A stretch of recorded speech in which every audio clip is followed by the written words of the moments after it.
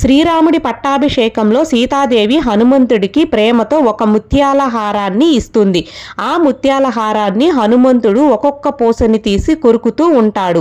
అది చూసి లక్ష్మణుడు వచ్చి, ఎంతో విలువైన ఈ హారాన్ని మెడలో వేసుకోకుండా ఎందుకు హనుమ అంతా కొరికి కింద పారేస్తున్నావు అని అడుగుతాడు లక్ష్మణుడు. హనుమంతుడు, ఇది ఎంతో విలువైనదే, అయితే దీనిని ప్రతిదాన్ని కొరికి చూస్తున్నాను, ఎక్కడా శ్రీరామనామం లేదు దీనిలో, ఇది నాకు విలువైనది కాదు అని అంటాడు. దానికి లక్ష్మణుడు అంటాడు, నీవు నీ శరీరంలో శ్రీరామనామం ఉందా, లేకపోతే నీ శరీరం కూడా వ్యర్థమే కదా అని అంటాడు.